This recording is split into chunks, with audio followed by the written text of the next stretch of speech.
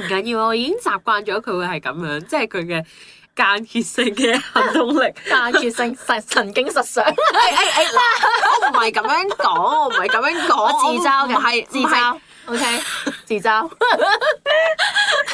哎呀，你咁樣搞到我會俾人亂寫㗎啦，唔會㗎，唔會嘅，自嘲啫。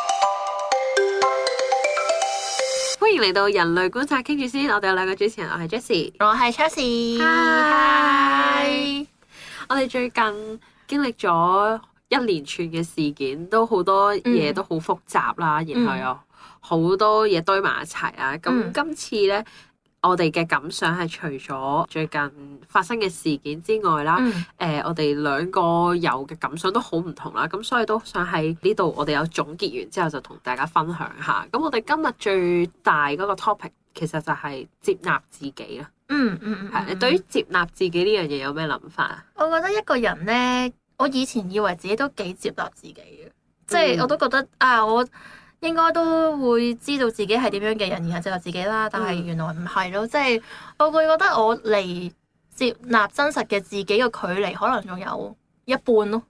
一半，即係如果100%係滿分，咁而家應該50度。哇！比我想象中少喎。係啊，因為我覺得我係要持續地發掘真實嘅自己係點樣嘅模樣。可能你見我而家會可能侃侃而談地講自己係點樣，所以我就要點樣。但係呢一個未必係真噶嘛。我係持續地變緊，同埋我會持續地接近一個核心嘅自己咯。所以我會覺得，如果 finally 最終係100%嘅話，咁我係而家50度咯，在途中咯，依然努力中咁樣咯。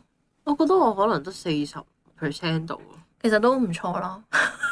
係啊，啱啱先行過嚟嗰段路先開始多咗5%咁樣咯。你可以要發表下你嗰句名言啊！我嗰句名言咧我有寫低嘅，係我係仆街。佢就係話我哋兩個都係仆街咯，就係只要接受自己係仆街呢個事實就得啦。係啦，容讓自己成為一個仆街咧，咁呢個就係能夠點醒我嘅一句嘢。就係可以接納更加真實嘅自己咯，因為我覺得我哋去做人有好多唔同嘅面具咧，或者對住唔同人啦、唔同身份，可能要講唔同嘅嘢啦，跟住慢慢就會好似迷失咗真實嘅自己咯。咁點解會講仆街係一個幾好嘅字句咧？因為我覺得好多時咧，我哋會想盡善盡美啊，或者可能會想照顧身邊人嘅感受，跟住就忽略咗自己咯。而忽略即係我覺得照顧自己感受咧，喺呢一個社會入邊嚟講咧，係好容易會俾人覺得你係好自我中心、好任性，甚至係一個仆街咯。係啦，係啊，所以我覺得呢一句係真係幾精華，就係我就係仆街咯。係啦，容讓自己成為一個仆街咧，咁就可以令到自己好過啲。係啊，即係你啱啱先講嗰段嘢咧，其實都幾 excited 我噶，所以就 please D。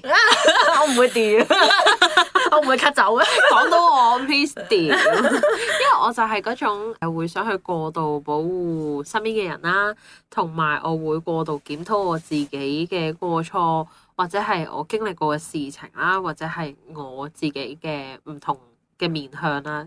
儘管有啲嘢其實錯未必喺我身上啦，即係未必錯嗰個係我，但係我會檢討我自己咯。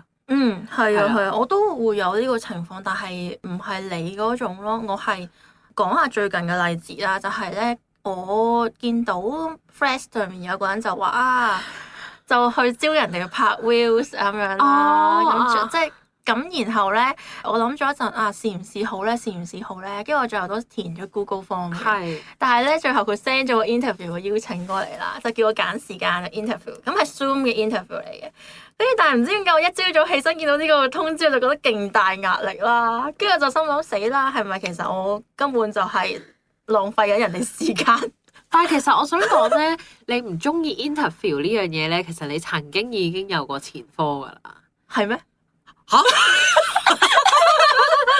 你之前話嗰個，你話唔想俾 CV 出去，你話唔想 send CV 出去，唔想有 interview，你呢樣嘢你已經有前科㗎啦。係咩？所以哦，好啊，繼續啊。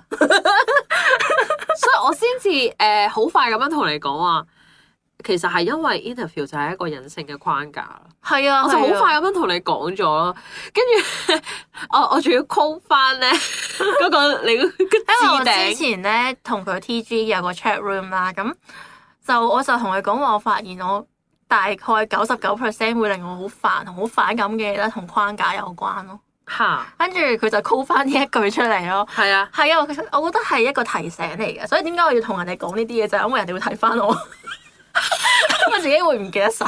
即係所以其實所有你身邊嘅朋友都可以係你嘅 external hard disk 係啊，咯。冇錯，仲有係 IG story。勁搞笑咯！佢個 Tab Pro 咯唔夠用，去擺佢自己嘅記憶，跟住佢擺啊周圍擺咯。 story highlight，跟住哎呀我揾翻先，等陣先，我揾呢個第三點係咩咧？揾翻個 external hard disk 係啦，先可能揾唔同人嘅 chat room 啊，跟住揾唔同人嘅 IG story 啊，又或者可能自己寫低咯。不過寫低真係比較少，我中意同人講多啲嘅。係啊，所以我都同佢講話咧，如果佢覺得要去組織，然後去寫到好線性咁樣去講呢樣嘢係有啲 overwhelm 嘅話，其實我唔介意你攞我個 chat room 嚟做一個存 External 放， hard disk。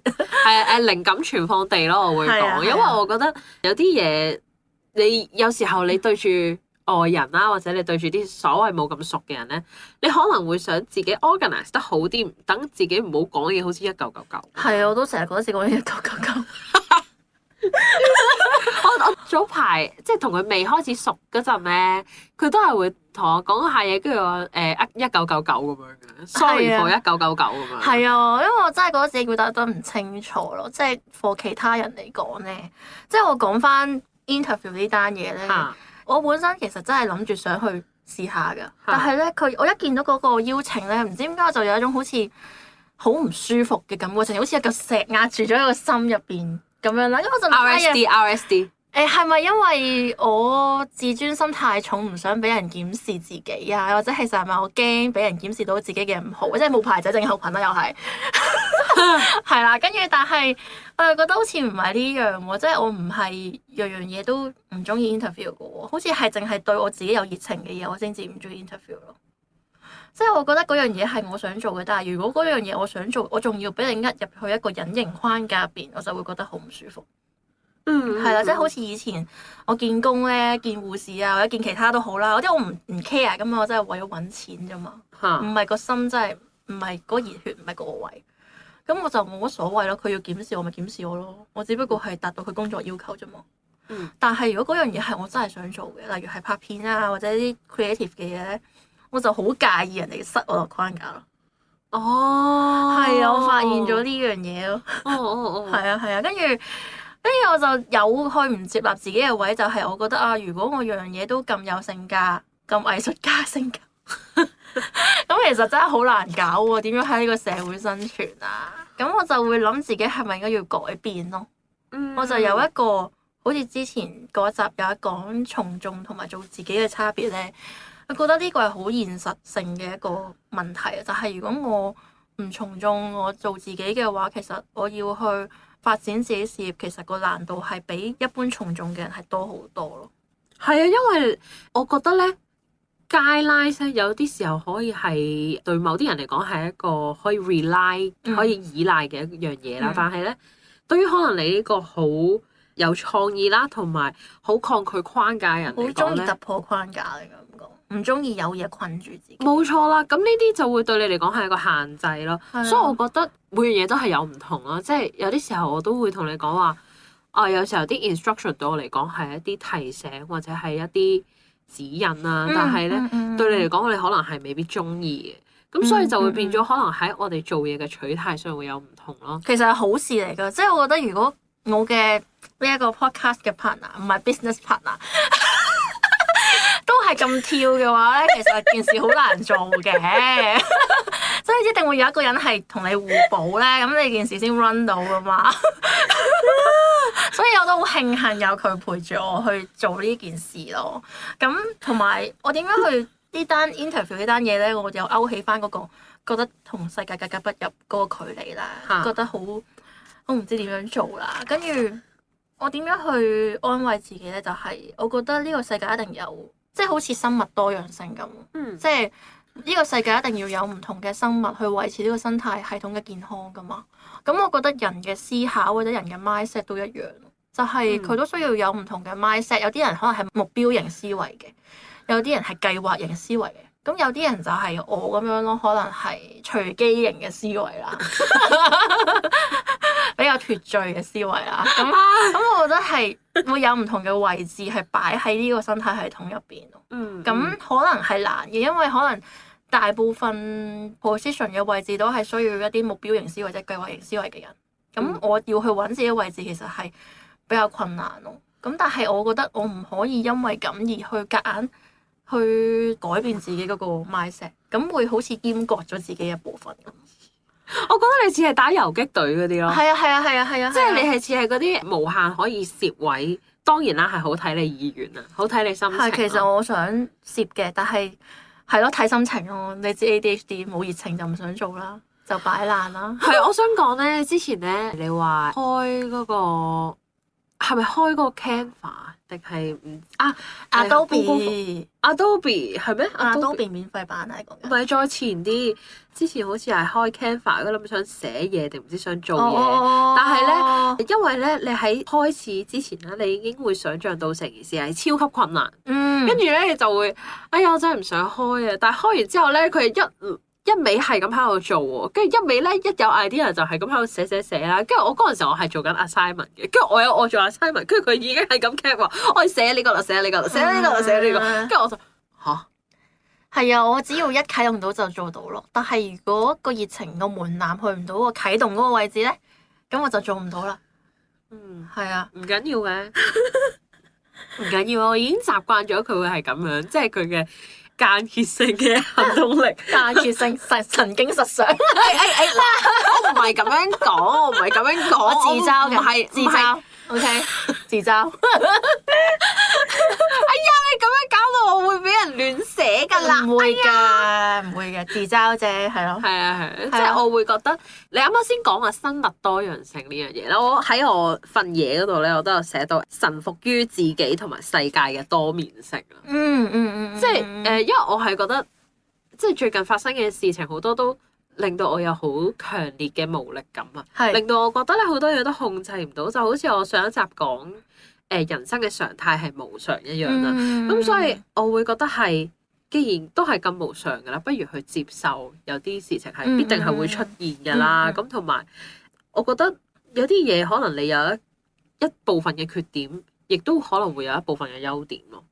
即係可能你睇到嘅可能純粹係一啲執行功能嘅障礙啦，但係我見到嘅係，哇！你真係好知道你自己，好忠於你自己熱誠去做嘅事喎。即係我係覺得係，哇！你真係一個好，我會覺得係好不可多得嘅人才。多謝你。即係我之前都有咁樣同你講過，我話其實你真係好有創意咯。但係佢係唔覺得自己有創意嘅喎。係啊。係啦，咁所以我就係覺得每個人嘅觀點同角度唔同咯。當然你都可以唔 agree with 我嗰個諗法嘅。我而家覺得自己有創意㗎啦，係啊，終於都意識到呢樣嘢，真係好叻！但係點解會意識到咧？原來即係我係琴晚先諗通嘅，其實唔係諗出嚟嘅，係我發現咧，我嘅創意咧係同我放空嘅時候有關嘅。唔知大家有冇知道咧 ADHD 嘅一個特徵就係佢個 DMM 網絡咧係好活躍嘅，即係大腦入邊有一個 DMM 網絡，咁佢係 for 你放空嘅時候咧，佢會隨機地連結你以前吸收過嘅資訊啦、事件啦、經驗啦，然後去重新組合啲新嘅嘢出嚟。咁佢我覺得有少少似 NESI 族嘅功能啦。咁其實佢就會喺你放空啊、沖涼啊、做一啲可能唔係點用腦嘅嘢嘅時候，佢就會好活躍。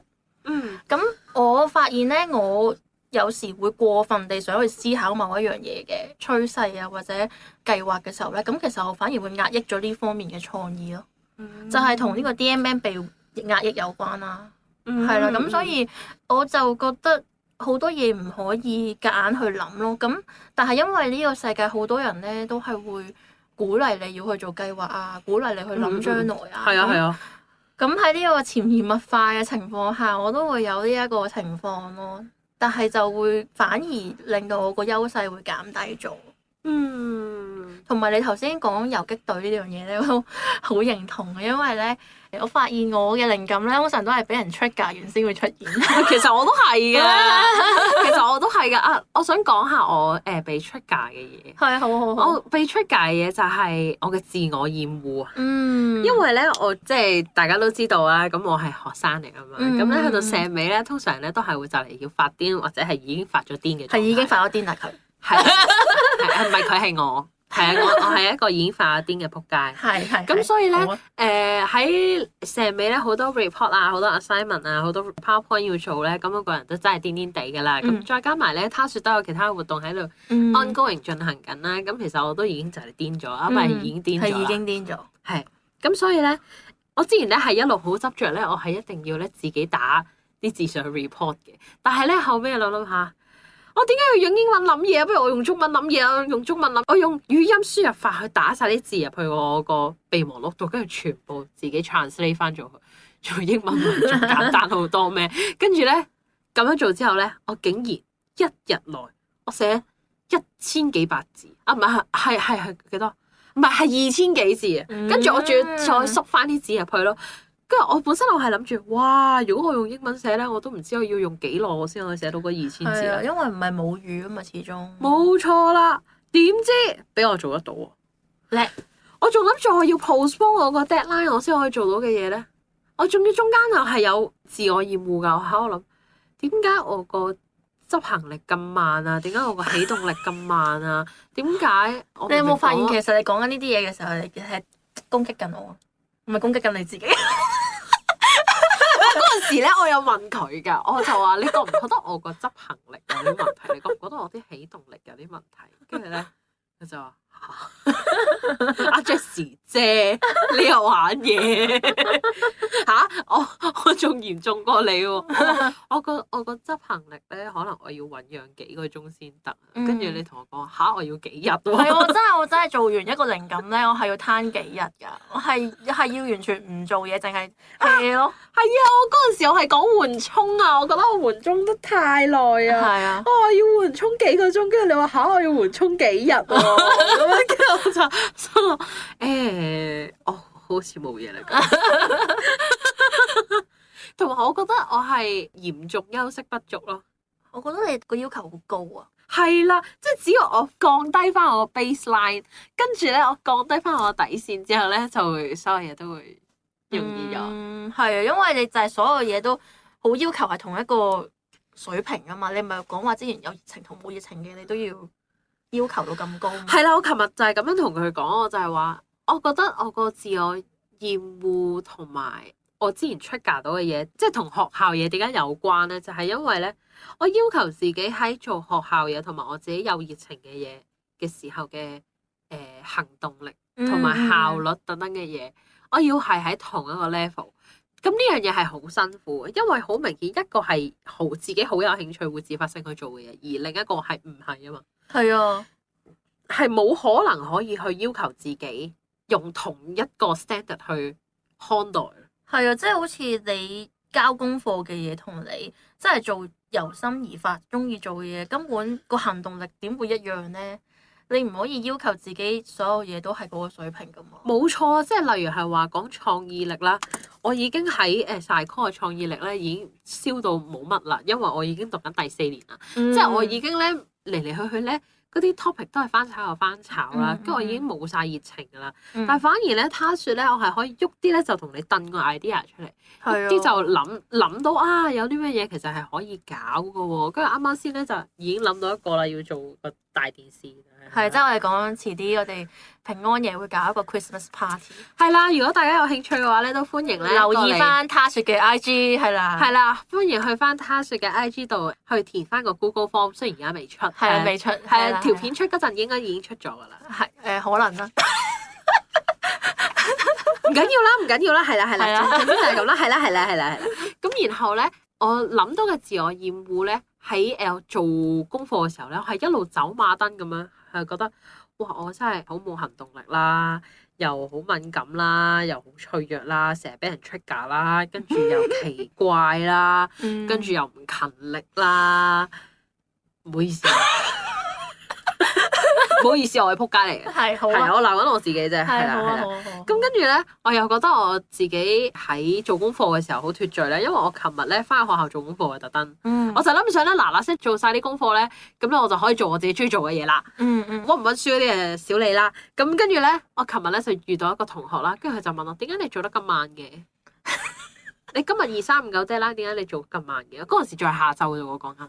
跟住咧，我就諗下，我好似喺呢方面都幾脫罪喎，好似都幾慢喎，好似幾冇效率喎。唔係，其實係你個同學要求太高啫。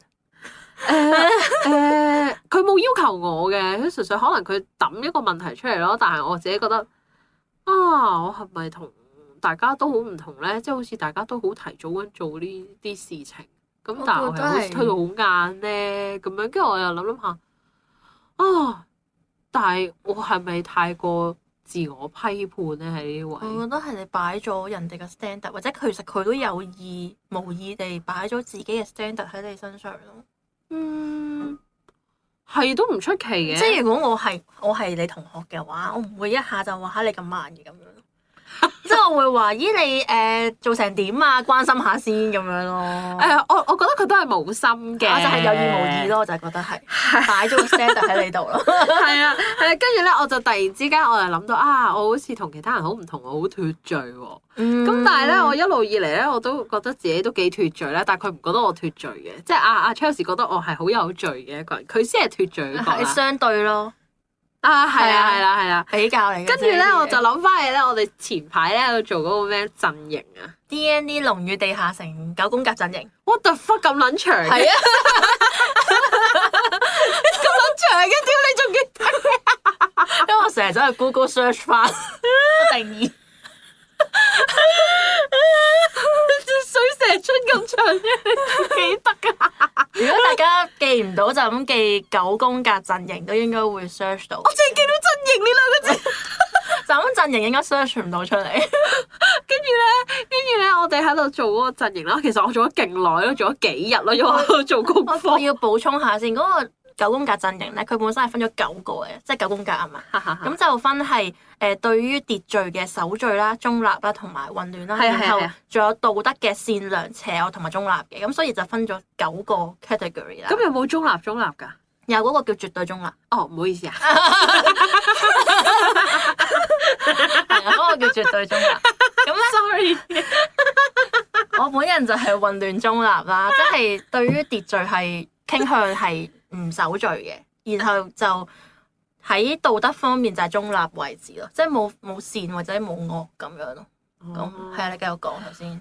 做咗好耐。冇啊！最後尾我做到嘅係混亂善良。係啊，佢係混亂善良咯。你嗰個混亂善良，你講解下。混亂善良就係選擇性善良咯。係佢係應該跟咗自己內心個 standard 去善良，但係嗰個 standard 有時會同出邊嘅係升得到嘅，有時係淨係佢內心個 standard。冇錯啦。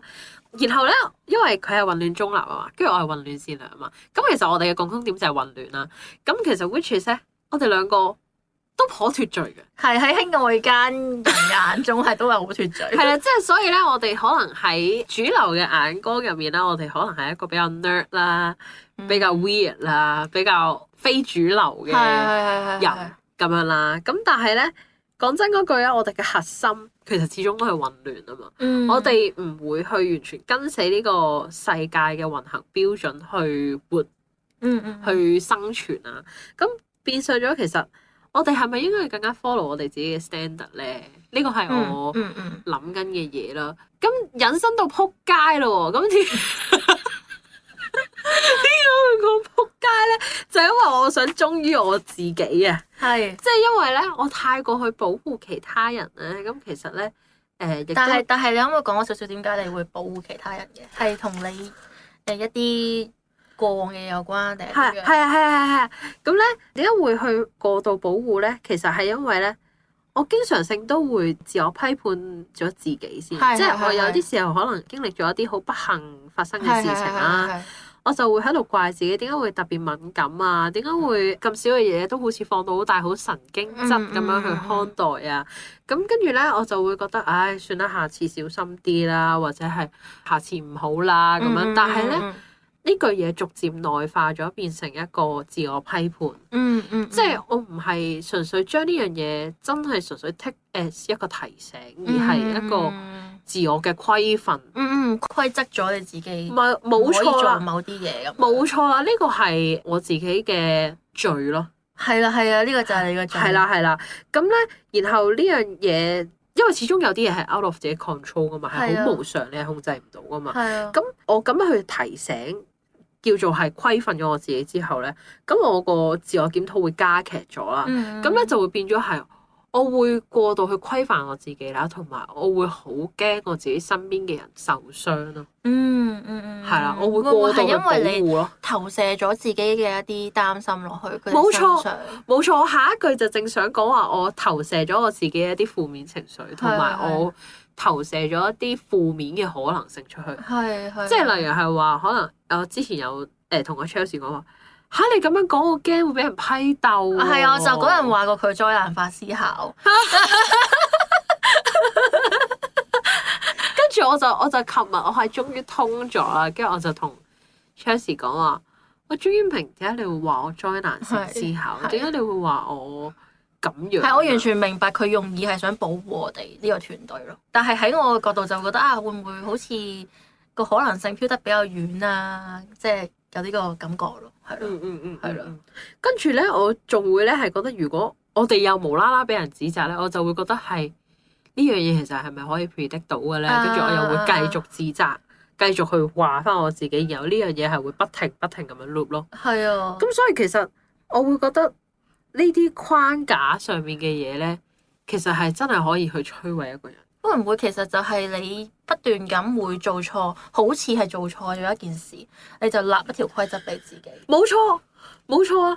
跟住就會係咁，好似你哋有冇見過嗰個有個窿嗰個海盜桶係咪篤佢就彈出嚟嗰個？唔係，係嗰個間尺咧，跟住有好多個位，跟住你可以咁樣好似用嗰個筆咁樣喺度畫圈圈咁樣。間尺。係啦，嗰個間尺，跟住咧，我就係好似嗰個狀態咁樣，係咁畫圈圈俾自己，令到入面嗰個空間可以生存嘅我越嚟越細啊！我形容到好抽象啊，但係我會想講嘅就係呢樣嘢係無限咁樣輪迴咯。係啊，即係變咗你可以自由地發揮嘅自己係越嚟越少咯。冇錯，所以我就會覺得係接納自己嘅狀態就本來就係咁樣咯，然後唔好去係咁同自己講話，下次唔好啦，咁樣下次小心啲啦。我哋始終冇辦法 predict 晒所有可能性，唔會發生。冇錯，所以我就會覺得係首先去容納自己係一個仆街啦，即係容讓自己係一個仆街，亦都容讓其他人都亦可能係一個仆街，而你避免唔到，你亦都 control 唔到啦。咁然後呢個世界都係一個大嘅仆街咯。係啦，冇錯，係啦，宇宙係個仆街。係。然後我仲有諗到嗰個位係尊重我哋所有個體嘅主體性啊。係啊，因為每個人都會，佢哋都會有佢哋嘅 coping skills 噶嘛，即係可能有啲人面對悲傷，佢哋係可能需要去揾其他嘢去 distract 佢哋嘅，因為可能生活始終都要進行噶啦，咁你冇辦法為佢哋過生活噶嘛，咁可以揾到一個 sustainably 繼續生存嘅方法。咁其實每個人嘅 coping skill 都唔一樣。係啊，我都覺得最近嘅事啦，令我諗緊自己係咪個仆街啦。就因為我覺得我對於一啲突如其來嘅事件咧，我嘅情緒反應係同其他人唔係好一樣。跟住我就會諗其實我係咪應該要同其他人差唔多嘅情緒先至啱咧？但雖然我好快就察覺得到呢一樣嘢都係一個框架，一個框架啦。但係我不其然都會諗自己其實係咪唔係應該係咁樣咯？即係好似好多人會 assume 你有呢個情緒先至啱嘅，但係我就唔係呢個情緒嘅時候，咁我就會諗究竟係咪我唔認識真實嘅自己咧？同埋我覺得原來我喺呢件事上面我都有唔接納自己嘅情緒咯，因為我嘅情緒同其他人唔一樣，所以我就會去怪責自己咯，或者我會去鬧自己咯，即係會自己攻擊咗自己先咯。我都會啊，係啊，跟住當然啦，我後來係有放低呢樣嘢嘅，因為會覺得面對一啲事件，其實每個人個反應唔同係好正常，即係好似頭先所講生物多樣性。咁例如可能有啲突如其來嘅事，總會有啲人係需要冷靜地去發揮佢嘅策略性嘅思維先。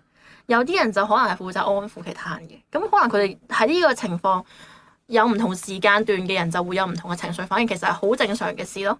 因為呢個社會就係需要唔同思維、唔同嘅 mindset 嘅人去合作噶嘛。係啊，咁我呢個位都係同自己接納嘅一個方法咯。係啊，所以咧，我本身我都係有 hold 住我自己嘅情緒，我冇同當下你講住先嘅。跟住後尾你都同我講話，你覺得你好 overwhelm 嘅，我都覺得唔緊要。係啊，完全因為我本身個情緒反應係會 delay 嘅。我記得啦，喺之前都有發生過一啲唔好嘅事啦。咁我記得嗰陣係所有人都係陷入一片混亂嘅時候咧，我係會完全壓抑咗自己嘅情緒反應，跟住我要去處理嗰件事先咯。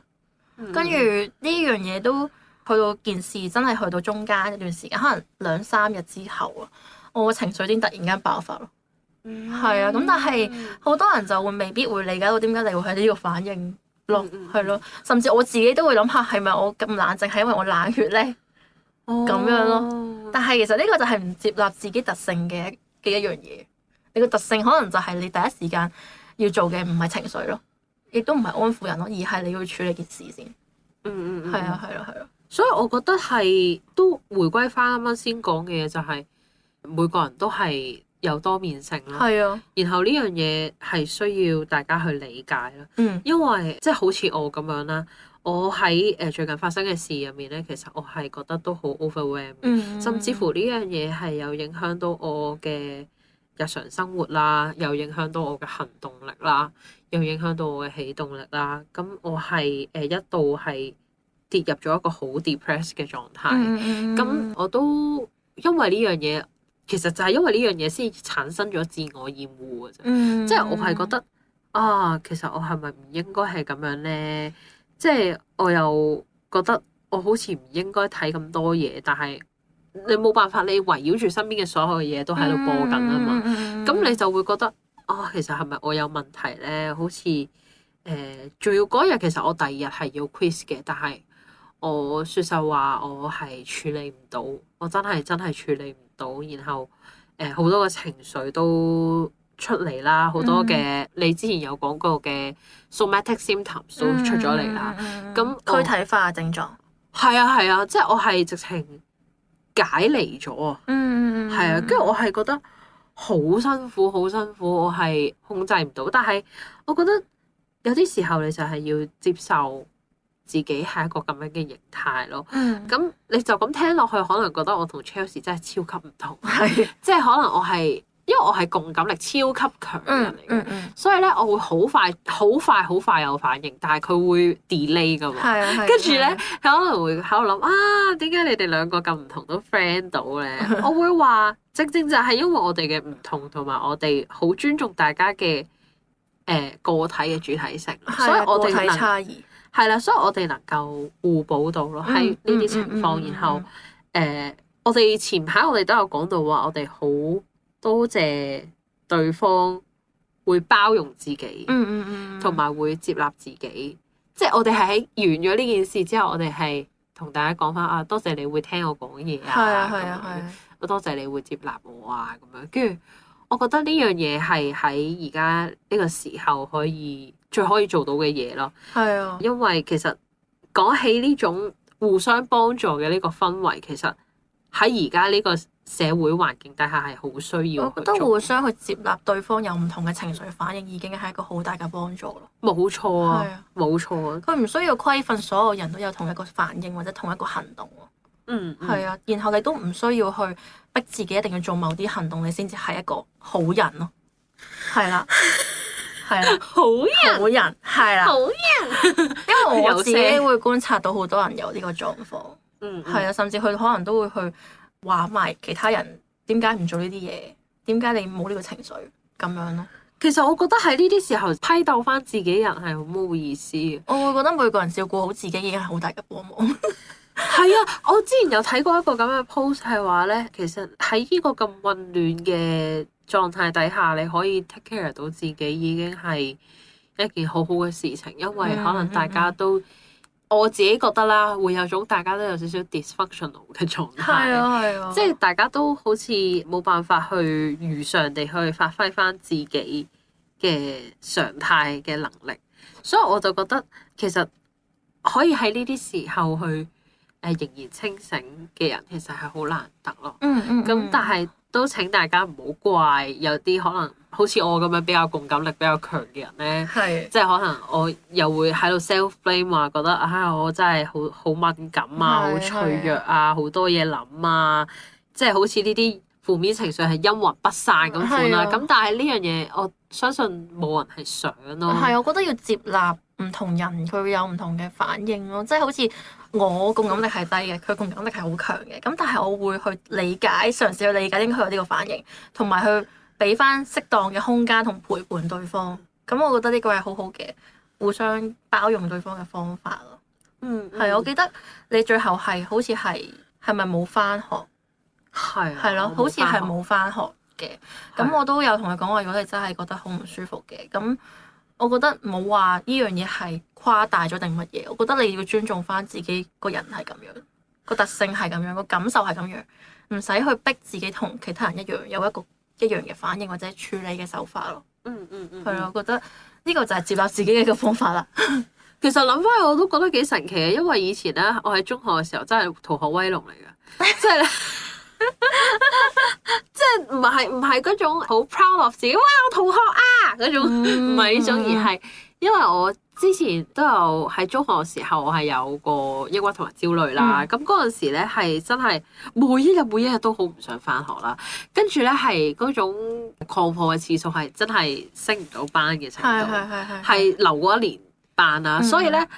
我都覺得幾神奇嘅係，我讀晒 call 竟然係可以經常性返學呢樣嘢。我覺得係，但係嗰個狀況都唔同咗，身心靈個狀況。我都覺得係嘅，即係我有俾到時間俾自己去調適嘅，所以我覺得即係除咗時間之外，尊重唔同人嘅個體都係好重要。係啊。同埋都 recap 翻我哋上一集講嘅嘢，我覺得混亂就係常態咯，即係唔單止係我哋嗰個陣營。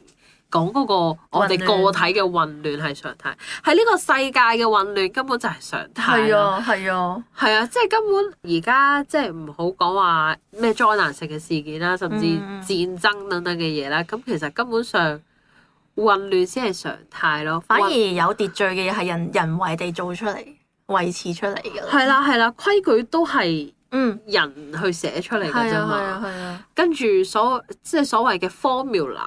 其實都係人去寫出嚟。其實都幾搞笑嘅。我之前睇咗本書叫《正常由誰定義》呢本書啦。咁呢本書都幾啟發到我咧，一啲過往一啲思考嘅模式啦。原來係我會好似呢個社會俾我嘅框架咁，所有嘢都係一個常態值咯。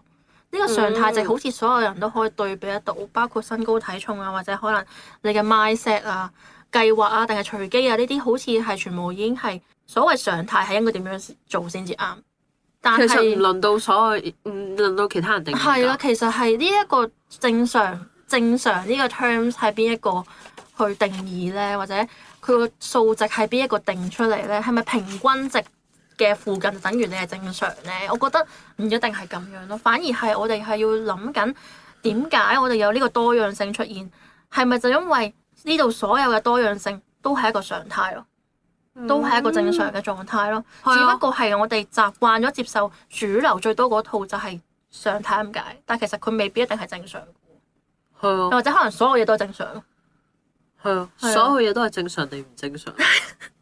係咯，我係咁樣諗咯。係咯，即係之前睇嗰本書都有講，佢有講資本主義社會同埋個人心智，因為佢有少少關神經多樣性嘅嘢事嘅，咁就係佢哋嘅關係啦。原來資本主義社會因為佢想每一個人都有一定嘅生產力啦，去投入生產啦，然後去好似你幾多歲就要入學，跟住就升學，咁去製造一件好似商品嘅形象出嚟嘅人啦。跟住就導致佢會用唔同嘅能力值去衡量一個人嘅能力啦。咁其實呢一樣嘢係服務緊資本主義社會嘅，而唔係服務緊你個人係本身係咩質地咯。係咯，所以我之前有一段時間都會諗，我本人好似真係唔係對揾錢好有興趣，我成日都自嘲咧，話自己嫌錢腥，因為我對於揾錢嘅活動真係完全冇興趣啦。甚至你話俾我聽啊，好容易揾啊，跟住俾夠錢我可能都係覺得啊，可能唔揾會對唔住自己，就會去做啦。咁但係我內心都係冇乜興趣嘅，係一個可能係社會話俾我聽錢好重要，所以我先會去做一樣嘢。但係呢個係咪代表唔正常咧？我會覺得呢個係人嘅多樣性咯。我係錢對我嚟講真係唔係一個驅動力啊嘛，即係我上一集都有講到。咁點解我一定要去跟翻社會嗰套標準？就係每個人都要揾錢，每個人都要累積佢嘅資本，咁先至啱咧。其實都冇噶，我覺得呢個資本主義就係諗住想令到所有嘅人都成為推動嘅齒輪啊。係啊，同埋佢會希望你即係可以令到你有個慾望，就覺得要得到更加多。或者可能佢會 sell 一啲商品出嚟話俾你聽，如果你得到呢樣嘢，你就會係成功啦。咁就會推動你去想去買嗰樣嘢，去製造一個需求出嚟，然後就因為你有呢個需求，你就不斷咁揾更加多嘅錢，咁然後你就成為咗一個社會入邊嘅齒輪咯。同埋佢哋會高度壓制一啲有創意嘅人咯。係啊，同埋唔係好，我覺得佢唔係好尊重個體嘅特性同差異嘅，因為佢哋需要嘅係一個能力，而唔係一個完整嘅人。即係好似本書其實有講到咧，例如可能神經多樣性嘅人其實都會有佢優點噶嘛，即係例如係創意啊、發散性思維呢啲嘢，其實可能一般神經典型嘅人係會少啲會觸及到嘅，唔係話冇啦，但係有嘅，但係可能少啲。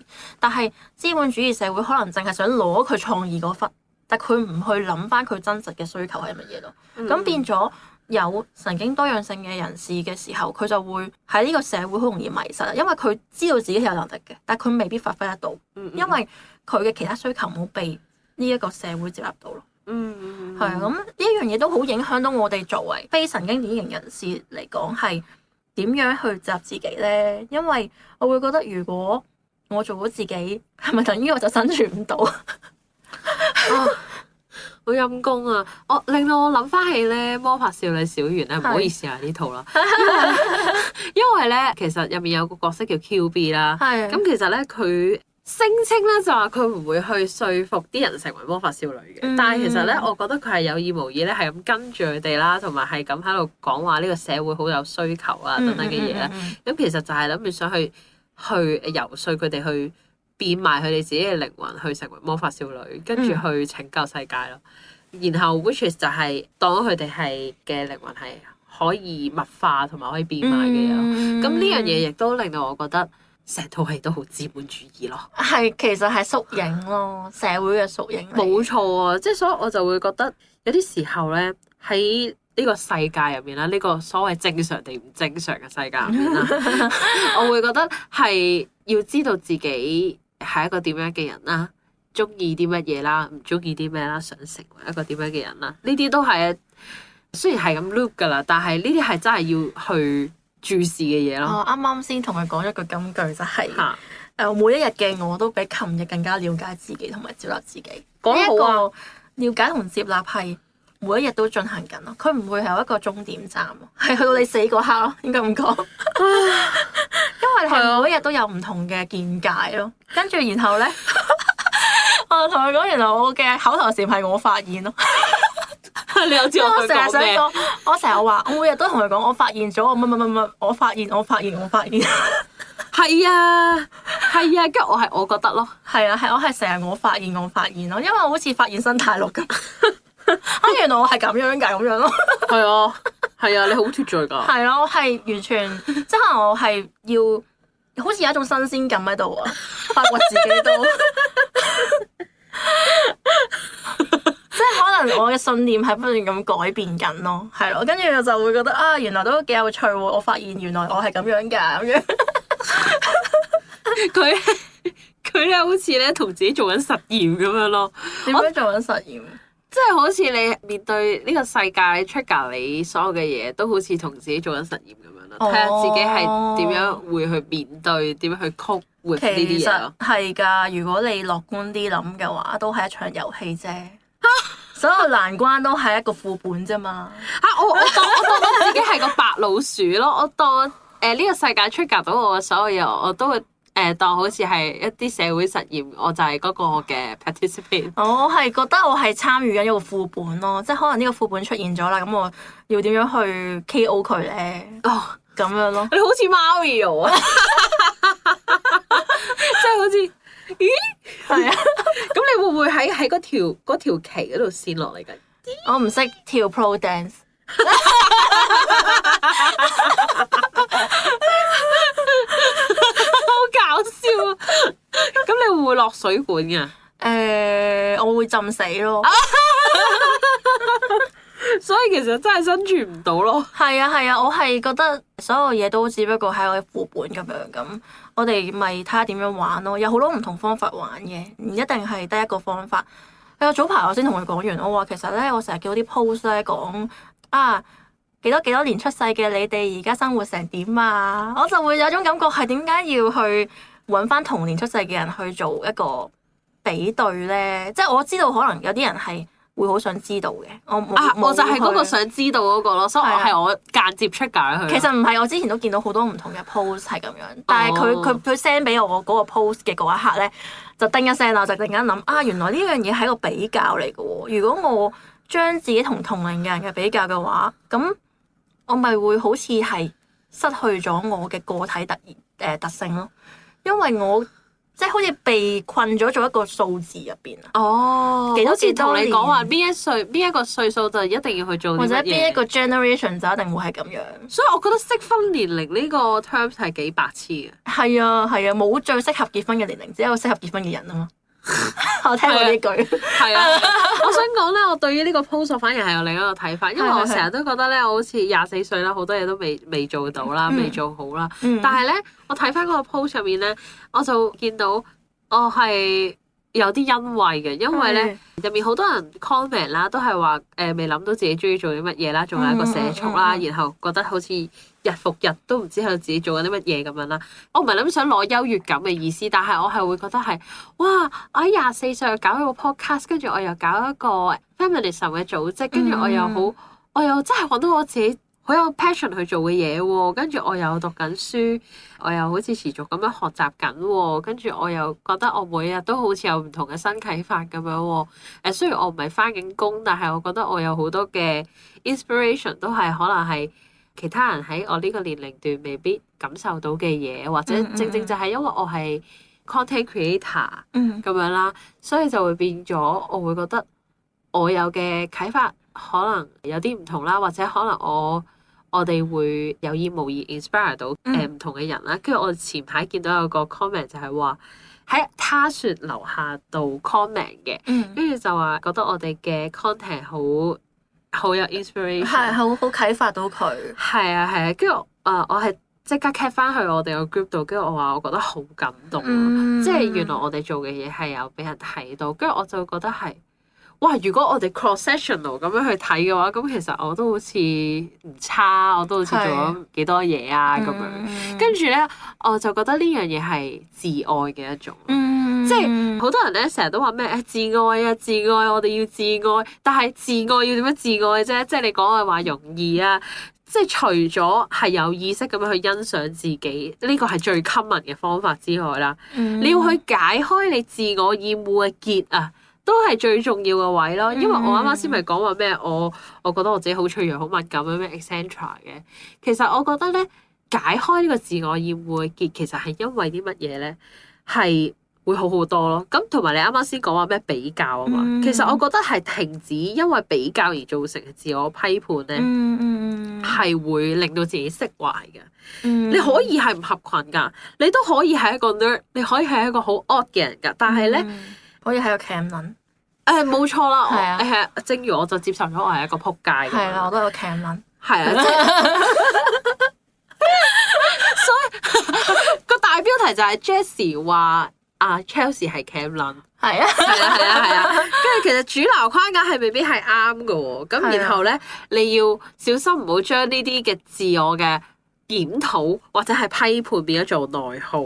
係啊，呢樣嘢係好重要。我覺得其實冇一個正常嘅標準咯。然後點解我會話我唔係咁鼓勵比較咧？即係唔係話所有人都唔可以，我自己唔會啦。因為我會覺得所有比較咧都係有一個崇尚正常嘅標準喺個思想喺入邊啊。所以無論向上比定向下比都好啦，我都會覺得有呢個感覺啦。你令我諗到個 normal distribution 嗰個 bell shape，類似係咁樣嘅感覺咯，即係好似係點樣先係主流，點樣先至係唔主流嘅感覺咯。咁然後會覺得每個人都會有佢嘅應該要發展嘅嘢，或者係佢人生階段入邊有唔同嘅嘢，會喺唔同時間段發生。冇錯，right timing 每個人都會有唔同嘅 timeline 咯，所以我會覺得唔需要去拎嚟同齡嘅人去做一個圍爐或者比較咯。跟住我會覺得接納自己嘅全部係好重要咯。咁只要接納到自己嘅全部嘅話，咁你就可以再去發展一啲你可能比較弱項啲嘅嘢咁樣咯。我覺得每樣嘢都有順序咯，係會有順序咯，即係好似 MBTI 咁。即係佢有4個陽面嘅功能，咁你唔會一下就跳落你個弱勢功能度發展，你一定係由上而下咁樣發展噶嘛。我就係跳咗啊！就唔可以跳，你一跳咧，你就會嗰個根基就會唔穩咯。係啊，係啊，咁同埋咁樣嘅自己睇落好似就好任性咯，因為可能你嘅時間點係同其他人唔同嘅，可能會有人批評你。係咪太任性咁樣生活啦？但係我會覺得人生係自己嘅咯，即係所有甜酸苦辣都只有你自己可以感受得到啦。咁唔係一場表演咯，唔需要表演其他人睇你做得幾好咯。你只要對得住自己嘅感受得。係咯。所以我覺得如果要去 recap 我哋今集講過嘅嘢，就係主要就係每個人嘅諗法都唔一樣啦。係啊。每個人嘅成長嘅路徑都唔一樣。尊重個體差異。呢個都係嘅，冇錯啊。同埋我會覺得係尊重每個人嘅 coping skills，即係每個人去面對一件事情，佢哋嘅取態都會唔一樣咯。所以係啦，除咗呢種尊重之外啦，我都會想奉勸，如果真係想幫人嘅大家咧，過度嘅建議咧，其實有可能係一種情緒勒索啦，或者係彰顯自我優越感嘅一個事情啦。咁所以我就覺得希望大家咧係多聆聽，少批判嘅。係啦，多啲去包容唔同嘅人有唔同嘅想法。係啦，同埋咧混亂嘅唔單止係而家呢個社會發生嘅事情啦，其實混亂根本就係人嘅常態啦。係啊。咁而每個人會去守嘅秩序可能都唔一樣啦。咁所以就變咗。